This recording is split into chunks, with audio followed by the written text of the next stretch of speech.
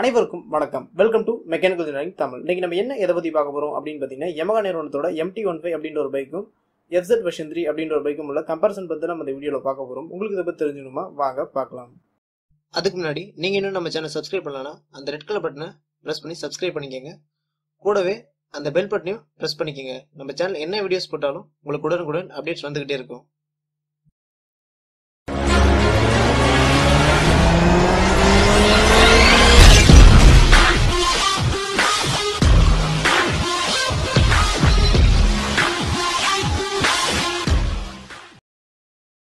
யமகாவோட MT-15 அப்படின்ற ஒரு பைக்காக இருக்கட்டும், இல்லை யமகாவோட FZ வெர்ஷன் 3 அப்படின்ற ஒரு பைக்காக இருக்கட்டும், இரண்டு பைக்குமே வந்து பார்த்தீங்கன்னா சமீபத்தில் தான் வந்து லான்ச் பண்ணாங்க.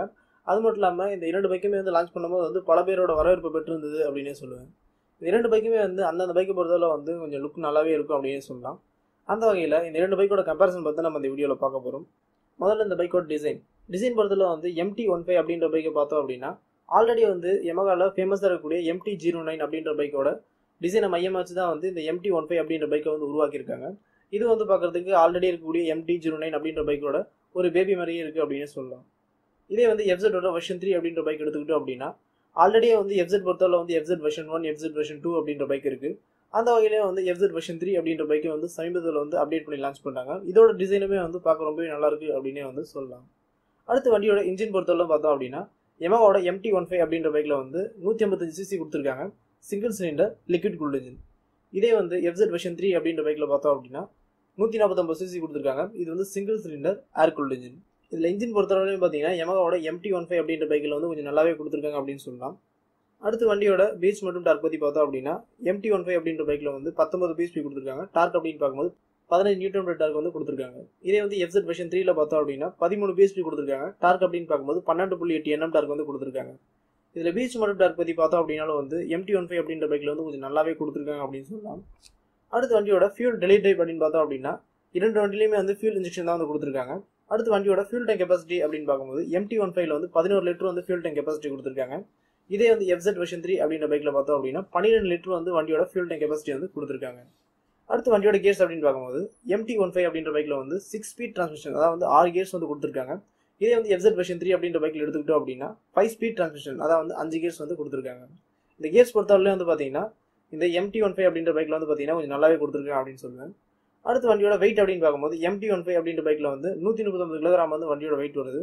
இதே வந்து FZ வெர்ஷன் 3 அப்படின்ற பைக்கில் பார்த்தோம் அப்படின்னா 132 கிலோகிராம் வந்து வண்டியோட வெயிட் வருது. அடுத்து வண்டியோட வீல் மற்றும் டயர் பற்றி பார்த்தோம் அப்படின்னா இரண்டு வண்டியிலுமே வந்து 17 இன்ச் அலாயில் கொடுத்துருக்காங்க. டியூப்லெஸ் டயர் தான்.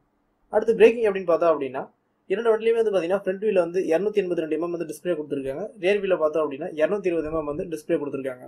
இதே சேஃப்டி பொறுத்தவரை பார்த்தோம்னா யமகாவோட MT-15ல வந்து சிங்கிள் சேனல் ஏபிஎஸ் வந்து கொடுத்துருக்காங்க. இதே வந்து FZ வெர்ஷன் 3 அப்படின்ற பைக்கில் பார்த்தீங்க அப்படின்னா சிங்கிள் சேனல் ஏபிஎஸ் தான் வந்து கொடுத்துருக்காங்க.